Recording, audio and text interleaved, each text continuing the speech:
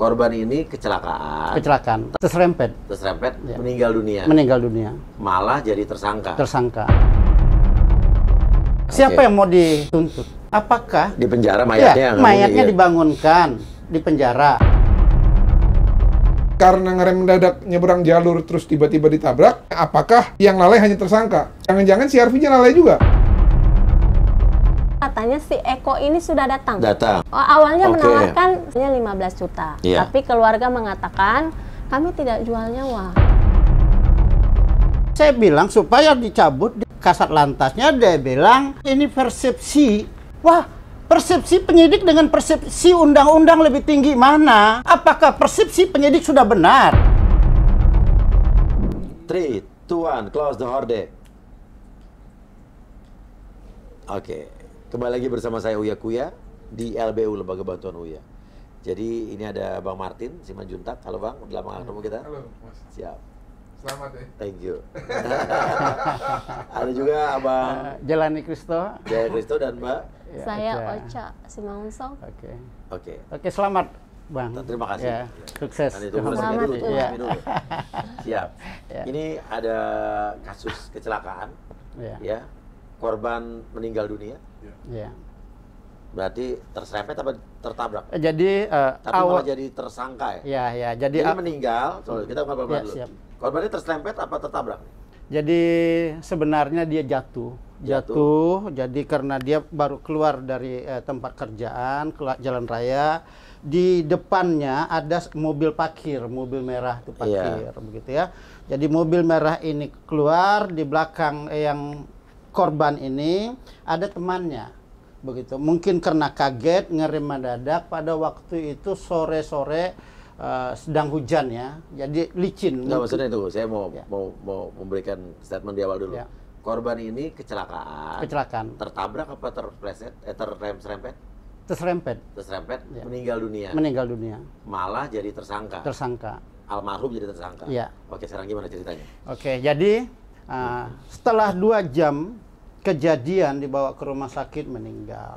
Oke, jadi itu kita ulang lagi. Jadi pas dia keluar jatuh naik motor. Ya. Terus?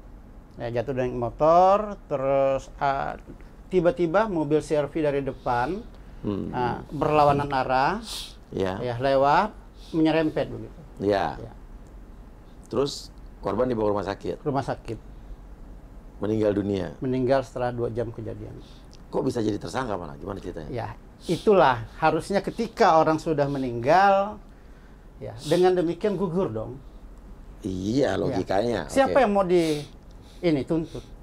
Siapa yang mau dibangunkan? Apakah di penjara mayatnya? Mayatnya dibangunkan di penjara. Diminta keterangan di persidangan. Atau diminta keterangan, atau bisa digantikan kepada keluarga. Apakah itu bisa terjadi? Dari situ aja. Keluarganya kok seperti ini gitu. Anak saya sudah menjadi korban. Kejadiannya di mana ini? Di Sengkawang, Kalimantan Barat. Oke, jadi tersangkanya jadi di Polsek? Di Polres. Polres mana? Sengkawang. Oke, Polres Singkawang. Ya. Oke, kenapa kira-kira indikasinya apa? Jadi tersangka pasti ada alasannya dong. Ya. Secara logika emang nggak masuk akal, secara logika orang awam ya. Secara logika orang awam tidak masuk akal, tapi kan nggak tahu mungkin ada pertimbangan hukum apa saya nggak tahu. Bang Martin. Jadi dari yang kami baca dalam berkas ya, kan ada kejadian di malam hari itu ya, sore ya, ada seorang yang bernama Jul Heri Romansa, jadi anak dari Lim Kim Liang. Nah, pada hari itu tanggal berapa? 18 September 2023. 18 September 2023. Pada saat itu yang bersangkutan ingin cari makanan. Karena kondisi hujan dan ada sesuatu hal di arus lalu lintas itu sehingga dia ngerem mendadak dan dipindah jalur nih Mas Uya. Dipindah jalur ke jalur lain ya. Lalu diserempetlah sama mobil CR-V yang dikendarai oleh saudara Eko. Nah, lalu 2 jam kemudian meninggal kan? 2 jam kemudian meninggal, lalu terbitlah ini LP nomor LPA nomor sebentar. LPA nomor 14 9 Romawi 2023 SPKT Satlantas Polres. Yang maksudnya adalah ini penyelidikan yang dibuka langsung oleh polisian tanpa ada laporan polisi dari korban maupun masyarakat gitu ya. Nah, ini memang diatur dalam KUHP. Namun yang menjadi pertanyaan saat ini adalah mengapa kok korban yang meninggal ditetapkan sebagai tersangka? Nah, ya itu saya masih belum penasaran sih kenapa. Kalau kita berbicara mengenai kepastian hukum kan memang harus ada kepastian ya. Dalam hal ini kan terkait laka lantas ataupun kecelakaan lalu lintas itu ada undang-undangnya yang diatur. Itu mengatur tentang pertama administrasinya, lalu yang berikut mengenai kejadian-kejadian yang bisa timbul akibat kelalaian dalam mengendarai ataupun terkait lalu lintas. Nah, memang hal ini diatur di pasal 310 kalau saya nggak salah, dari ayat 1 sampai 4. Iya. Nah, tentunya kalau ada kejadian orang yang meninggal kan harus dicari tahu nih. Sebenarnya siapa yang menjadi penyebabnya nih? Apakah itu penyebabnya karena kelalaian dia sendiri atau kelalaian orang lain? Nah, namun yang mencederai perasaan keluarga ini adalah kenapa kok orang mati dijadikan tersangka? Iya. Kok seperti subjektif sekali. Nah, ini juga sebenarnya sejalan juga dengan pemikiran kita. Karena begini, kalau dibilang oke, karena ngerem mendadak nyeberang jalur terus tiba-tiba ditabrak, yang pertama kita tanya, apakah yang lalai hanya tersangka? Iya. Jangan-jangan si RV-nya lalai juga. Karena kan seperti contoh begini, kalau kita berbicara kelalaian kan yang harus diukur yang pertama, apakah si pengendara ini punya SIM? Iya. Lalu yang kedua, apakah Betul. apakah si pengendara ini mematuhi rambu-rambu lalu lintas? Lalu yang ketiga, apakah si pengendara ini berkendara ataupun menjalankan kendaraannya itu tidak melampaui batas kecepatan? Lalu yang berikutnya, apakah si pengendara dalam keadaan normal atau sedang mabuk?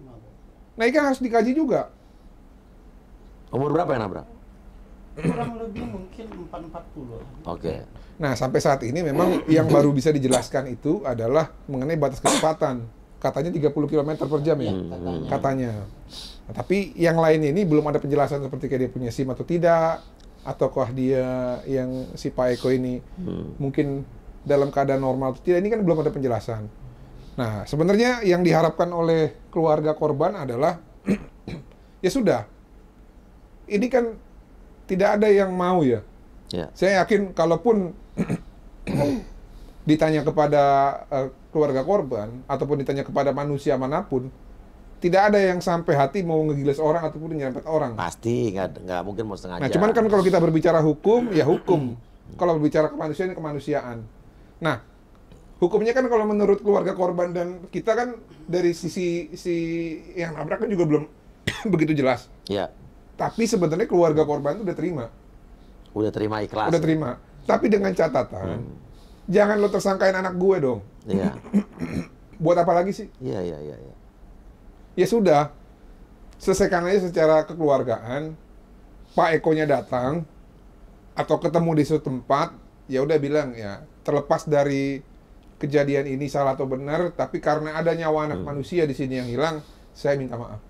Itu beres sebetulnya kan? Itu beres udah. Datang nggak Pak Eko selama ini minta maaf datang? Nah, kemarin itu sahabat saya ini Jelani sama Kak Ocha Iya. sudah janjian mau datang ke Singkawang ya. Iya, Singkawang. Sudah disambut baik segala macam ya. Tiba-tiba pas sampai di Singkawang Pontianak atau Pontianak gitu ya, udah nentuin tempat juga si Pak Eko ini bilang ya nanti saya yang tentuin tempatnya. Tiba-tiba nggak bisa dihubungi. Diduga ada intervensi oknum-oknum kepolisian mungkin yang mempengaruhi. Udahlah nggak usah kau ketemuin tuh, toh juga kan udah SP3, mungkin begitu kan? Iya. Nah, kalau saya berpendapat begini, kalau ditanya mana lebih tinggi hak asasi manusia atau hukum, saya akan jawab lebih tinggi hak asasi manusia. Iya. Tapi kalau kita berbicara hukum ya sudah hukum, tapi jangan kesampingkan juga ini perasaan keluarga korban yang ditinggalkan selama-lamanya oleh yang ditabrak oleh si Pak Eko ini. Itu aja. Nah, sampai saat ini bisa dibilang ya kita kecewa lah. Kenapa kok Iya. sudah jauh-jauh sahabat saya yang datang ke Pontianak ataupun Singkawang itu, tapi tidak Nggak jadi lah ibaratnya. ditanggapi dengan baik. Padahal sudah sepakat gitu loh. Bisa lanjutin mungkin Bang jalannya. Gimana Bang Ucap? Jadi terima kasih ya Mas Uya. Iya. Jadi sebenarnya pertama kami mau ke sana itu sebenarnya karena sudah terlebih dahulu saya WA itu ya Pak Eko ya, Iya. yang pemilik mobil CRP. Jadi saya memperkenalkan diri, kami dari Lembaga Bantuan Hukum bla bla bla bla. Kami mau menanyakan peristiwa yang terjadi tanggal 18 September tahun 2023. Iya. Apakah kami bisa ngobrol-ngobrol begitu? Jadi bahasanya enak lah, Iya, iya. gitu. Terus dia jawab, oh iya baik bisa. Tapi saya bisanya minggu depan, begitu. Karena waktu itu saya WA di Februari, berarti minggu depan, minggu kemarin. iya. Nah, terus oh iya nggak apa-apa, minggu depan nggak apa-apa. Kalau di hari Kamis tanggal 7 bisa. Begitu pertanyaan saya begitu. Oh iya bisa, di hari Kamis tanggal 7 bisa. Oh kalau begitu kami akan datang dari Jakarta ke Pontianak. Nah berangkatlah kami karena ada WA ini kan. Berangkatlah kami tanggal 6 dari Jakarta pagi sampai di Pontianak sore. Sore saya masih WA tuh Bang. Saya masih WA, terus saya tanya, Pak Eko bagaimana besok kita untuk pertemuannya di mana dan jam berapa gitu. Nggak ada balasan. Karena kan beliau yang bilang bahwa kita Tempatnya. ketemu di Singkawang saja. Untuk tempatnya nanti saya kasih tahu gitu. Terus kemudian pagi lah mungkin ya mungkin ini sibuk lah ya mungkin makanya dia nggak balas WA gitu kan. Nah, akhirnya kan besoknya saya call lagi tuh. Saya call nggak diterima, saya WA nggak direspon sampai kita udah sampai dari Pontianak itu kita berangkat jam 6 pagi. Sampai di Singkawang kita jam 11, saya call terus tuh dari perjalanan saya dari Pontianak ke Singkawang. WA juga nggak direspon. Terus kemudian kita sampai karena ada alamatnya di di profilnya dia, Iya. ada workshopnya dia, kita datengin di sana, itu ternyata tutup, nggak ada orang. Jadi nggak ada respon. Akhirnya kami ke Polres Singkawang. Setibanya kami di sana. Kami minta difasilitasi oleh Kasat Reskrim untuk ketemu dengan Kasat Pak Eko. Lantas. Oh, Kasat Lantas. Kasat Lantas, jadi belum Pak Eko. Nah kemudian ditelepon oleh Kasat Reskrim, kami disambut dengan baik lah oleh Iya. mereka. Kasat Reskrim bilang, sebenarnya saya mau fasilitasi untuk bertemu, tapi Kasat Lantas lagi di Jakarta, lagi ada acara begitu. Kalau begitu saya pertemukan dengan wakilnya, gitu. Udah ditelepon wakilnya, kemudian kami diarahkan ke wakilnya. Kami bertemu dengan wakilnya, terus namanya Pak Budi. Pak Budi bilang saya nggak bisa memutuskan apa-apa, gitu. Nanti saya akan sampaikan ke Pak Kasat. Akhirnya ya udah kami kembali dengan tidak bertemu juga dengan si Iya. Eko. Akhirnya kami balik ke Pontianak. Besoknya kami ke Polda Kalbar untuk menanyakan terkait surat permohonan, karena waktu itu kami sudah membuat surat permohonan, mengirimkan surat permohonan by JNE ke Polres agar dibuatkan secara tertulis status tersangkanya dicabut, begitu kan. Jadi kami mau menanyakan terkait hal itu. Kami disambut oleh Propam, karena katanya sudah diterima suratnya, terus kami diarahkan ke sentra pelayanan Propam. Di sentra pelayanan Propam udah kami sampaikan semua unek-unek kami. Kami cuman bilang begini aja Pak. Kami cuman mau atau klien kami cuman mau dibuatkan status, dihentikan status tersangkanya secara tertulis. Simpel kan sebenarnya? Simpel. Kemudian kalau memang bisa permohonan maaf dari penyidik dan difasilitasi pertemuan dengan Pak Eko itu. Gitu. Mereka sih paham dari Propam ini. Nah kemudian dari pihak Propam bilang ya udah saya call kasatnya, di call kasatnya, Kasat Polres ya? Iya, kasat lantasnya, Kasat Dari Lantas. Polres. kasat Iya. lantasnya dari Polda, dari Polda, Propam, ini Polda. dari sentra pelayanan Propam Polda Oke, oke. Jakarta, Menelpon ke Ja- Kasat Lantas. Kalimantan Iya. Barat. Udah di call, terus diterima oleh Bang Jelani. Bang Jelani yang ngobrol, yang itu di speaker juga. Dan itu juga disampaikan permintaan dari keluarga. Kami meminta agar ya seperti yang tadi saya sampaikan, 3 itu. dicabut status tersangkanya secara tertulis. Memang Iya. sudah ada SP3. SP3 udah Tapi dihentikan. untuk memuaskan hati Dia ngerti atau batin perasaan daripada keluarga, keluarga, ada empati dikit gitu, atau ada ungkapan belasungkawa atau apalah permohonan maaf. Dan satu lagi, kita difasilitasi untuk ketemu dengan si Pak Eko, karena kita yang lalu sudah janjian dan beliau bilang oke, tapi ternyata diingkari, begitu. Iya, saya mengerti karena biar gimana pun Pak Eko, terlepas dari ini ketidaksengajaan, pasti nggak ada yang mau orang nabrak orang. Iya. Ya, walaupun ini juga mungkin kita nggak tahu kelalaian siapa, mungkin andai kata oke lah katakan misalnya kelalaian korban itu kan. Tapi kan biar gimana pun mobil Anda yang Anda kendarai yang menyebabkan dia kecelakaan dan meninggal. At least kalau kita punya hati, apa susahnya sih minta maaf? Gitu. Walaupun dia tidak sengaja, bukan kesalahan dia, ya kan benar nggak sih? Simpel gitu kan. Dan begini Bang, ini kemanusiaan loh. Jadi keterangan dari keluarga yang kami dapatkan ya sebelumnya, jadi pada saat ada berduka waktu itu, sebenarnya katanya si Eko ini sudah datang. Oke. Untuk awalnya menawarkan sekian. Nawarin uang. Sekian. Tapi pada saat waktu itu posisi keluarga sekian berduka, menurut keterangan dari mereka awalnya 15 juta. Tapi keluarga mengatakan kami tidak jual nyawa. Iyalah benar. Maksudnya juga. keluarga itu kan belum ada ungkapan belasungkawa atau apa, tapi ucuk-ucuk juta seperti katanya, itu. Nah, terus kemudian 30 juta. Naik lagi. Berarti ada upaya untuk menawarkan sejumlah uang kan. Nah, ini lagi mentok ke 50 juta katanya. Sebelum jadi tersangka nih ya kan yang korban ya. Pada saat masih posisi berduka, sebelum jadi tersangka, 50 juta terus. Begitu. Nah, ini ya keluarga, menurut keterangan keluarga ke kita, mereka masih kesal lah. Bapaknya juga masih nangis lah di situ. Kesal gitu, kamu udah nabrak begini, menurut mereka, karena kan memang pada saat itu mereka belum lihat secara ini di lapangan gitu kan, fakta di lapangan belum dilihat gitu. Nah, sebenarnya tujuan kita kan sebenarnya untuk bertemu dengan si Eko ini, Bang. Kita sebenarnya untuk mengetahui sebenarnya apa sih yang terjadi pada saat itu. Kenapa kamu bisa bersinggungan dengan almarhum gitu kan. Nah, kalau misalkan dia udah jelasin gitu kan, dan kita juga tidak secara membabi buta untuk menyalahkan beliau kan. Jadi kita hanya mengatakan, ya udahlah sebagai sesama manusia, sebagai warga negara yang baik, dan lu punya empati, punya rasa asas manusia, ya sudahlah, Wong punya empati dikit lah. Apa sih yang bisa kau beri pertanggungjawabkan kepada keluarga ini? Apalagi keluarga ini keluarga tidak mampu, Bang. Oke, Bang Martin. Saya ingat dulu. Kalau bener nggak sih misalnya kalau orang mengakibatkan atau kelalaian di lalu lintas akhirnya menimbulkan korban nyawa, itu bisa dipenjara kan? 6 tahun penjara itu. 6 tahun penjara kalau dia lalai kan. Tapi andai kata, misalnya kita bicara umum ya, bukan kasus ini.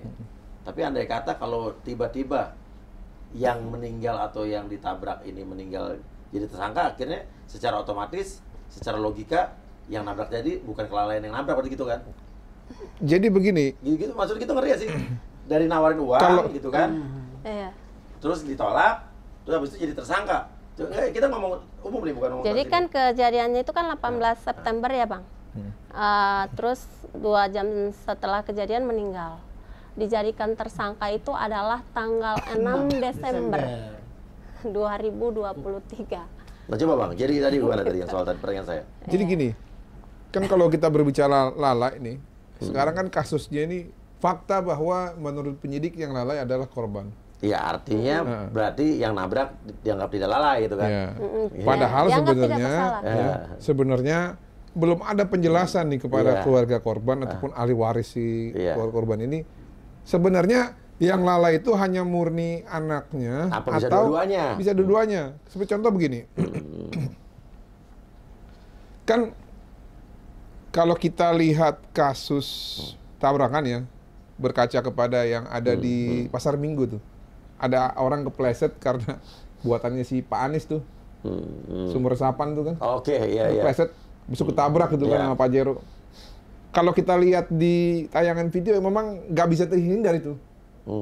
Karena hanya sepersekian detik dari jatuhnya si pengendara motor sama ketabrak Pajero. Cuma karena memang si Pajero ini agak arogan, ya. Itu kan yang akhirnya jadi biang kerok buat dia. Dihujat lah dia sama publik dan dianggap arogan, itu masalah. Bisa nggak kita ukur hal yang sama dalam perkaranya si Jul ini? Menurut saya bisa. Nah, masalahnya objektif atau tidak? Nah, iya. Nah, tadi kan ada disampaikan 30 km per jam. Kalau 30 km per jam berarti kan tidak melewati batas kecepatan berkendara di dalam kota. Itu sudah benar. Nah, yang jadi pertanyaan itu faktual nggak? Kalau itu faktual, oke. Yang lain yang kita lihat lagi, apakah dia punya SIM atau tidak? Jangan-jangan nggak punya SIM. Karena kan banyak juga orang punya mobil, berkendara tapi nggak punya SIM. Kalau nggak punya SIM berarti dia lalai juga. Lalu yang berikut tadi, apakah dia dalam keadaan mabuk atau tidak? Nah, ini harus diuji juga. Dan penyidik harus bisa mempertanggungjawabkan hasil kerjanya. Nggak boleh hanya melihat lalai dari satu versi. Misalkan contoh nih, ternyata kelalaian yang dimaksud ini adalah karena si korban tidak menggunakan alat berkendara yang lengkap gitu kan. Tapi kan bisa terhindarkan juga dia tidak ditabrak kalau tadi ya dari yang pelintas ini juga tidak lalai juga.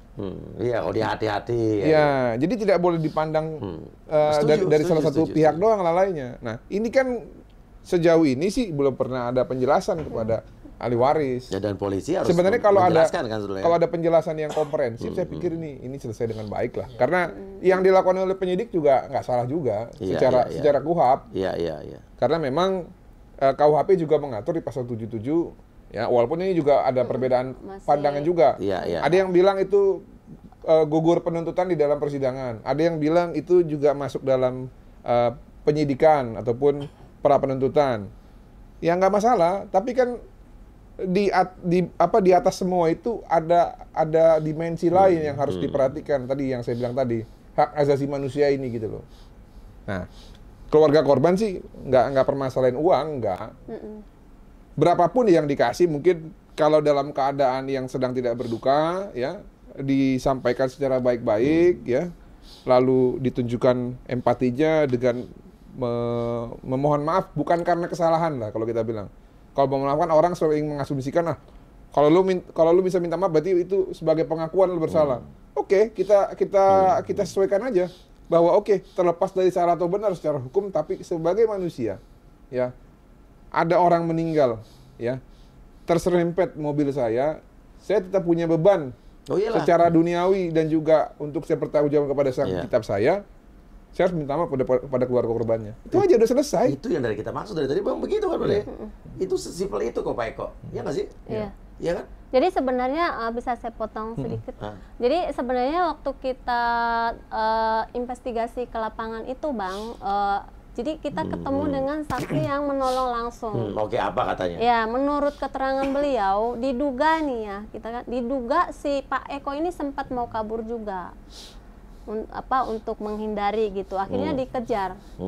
Setelah dikejar, ditanyakan kenapa pergi.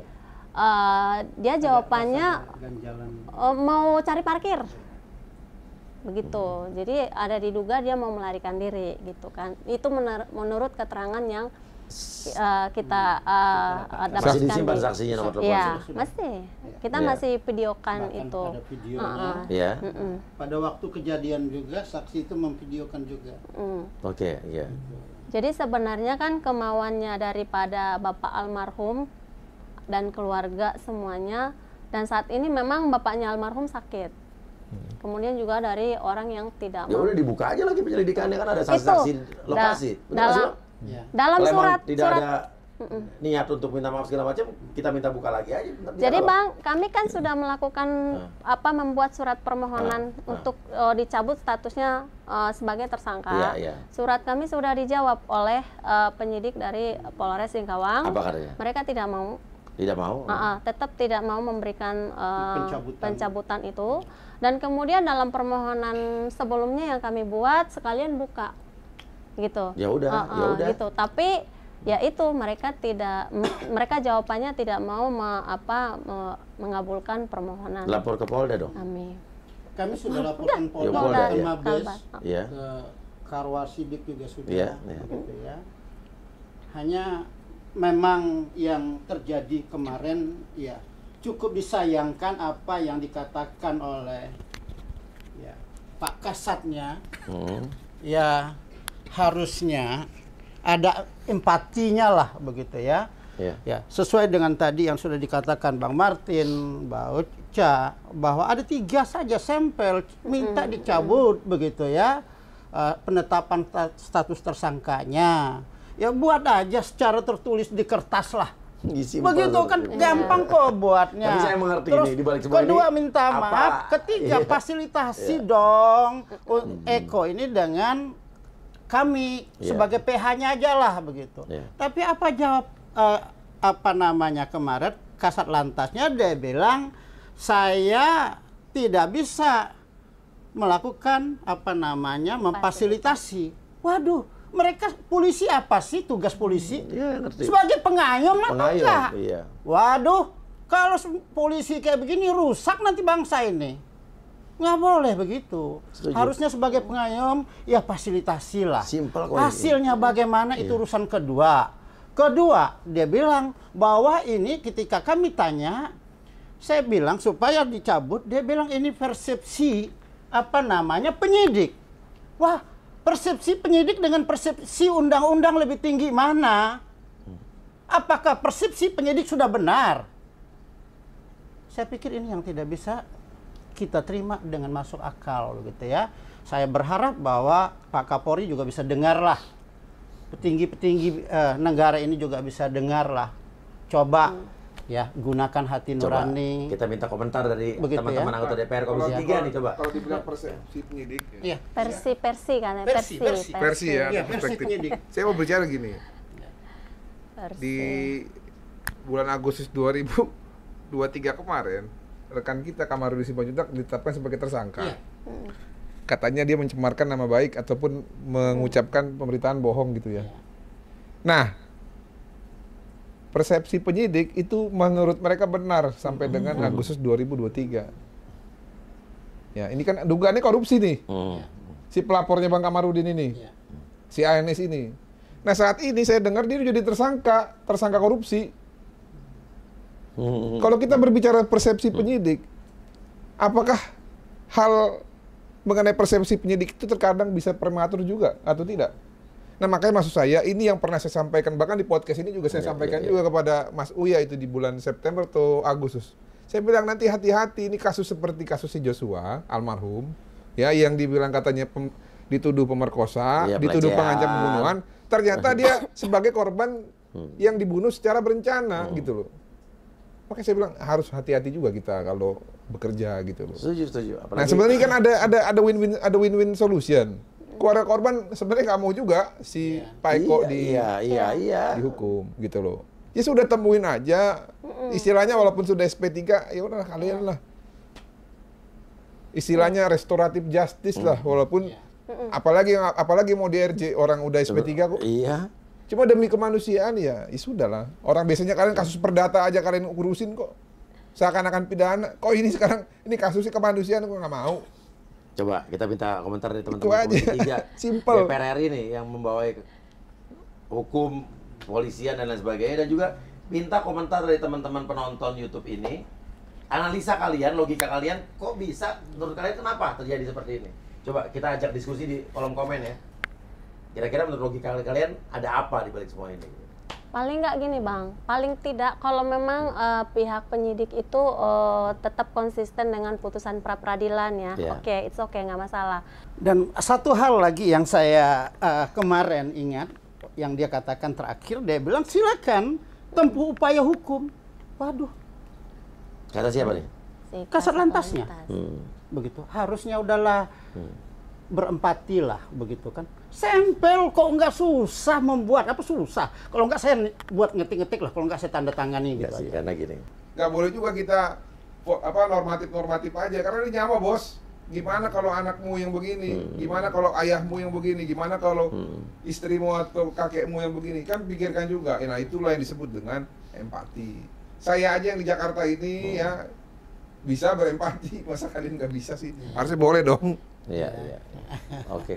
Ya udah, kita coba minta tanggapannya setelah ini. Mungkin dari pihak Polres, pihak Polda, Kasat Lantas. Ada yang mau komentar, mungkin beri penjelasan, mungkin mereka juga punya penjelasan, silakan. Pasti punya penjelasan. Iya. Jadi ini dan saran saya sih gampang sih. Pak Eko, ayo seperti janji Anda kan bertemu, udah ketemu kan susahnya. Minta maaf juga nggak susah, mau nggak keluar duit minta maaf, ya kan? Ini masalah kadang-kadang selain duit, kalau kita bicara umum ya, kita bukan bicara ini ya. Manusia itu dihadapkan sama satu situasi di mana kadang-kadang gengsi dan ego itu berperan. Jadi kadang-kadang hal yang simpel jadi susah. Jadi kalau kita bicara umum ya. Dan menurut saya Pak Eko silakan kasih komentar, ayo ketemu ya kan. Dan gantian lah, kan udah berangkat ke Sewang, Bapak Eko yang ke Jakarta. Iya dong, ada buktinya loh. Ya, terus Bapak polisi juga mungkin bisa juga ya, mempertemukan Pak Eko dengan keluarga korban untuk pihak PH-nya, sesimpel itu.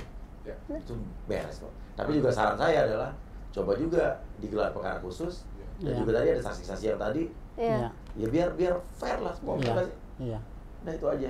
Kalian kasih komen. Terima kasih banyak Bang Martin. Siap, terima kasih. Terima kasih Bang Uya. Dan turut berduka cita juga buat keluarga korban. Ya, semoga ini ada jalan keluar yang terbaik. Amin. Dan juga hasilnya bisa memuaskan perasaan keluarga korban. Amin, makasih. Cuma masalah perasaan ini kok. Ya. Terima kasih banyak. Wassalamualaikum warahmatullahi wabarakatuh. Salam.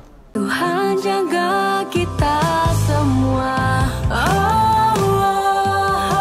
Kuatkan kami dari cobaan.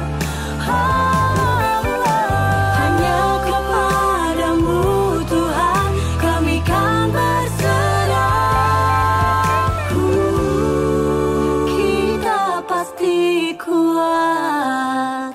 Indonesia jangan menangis.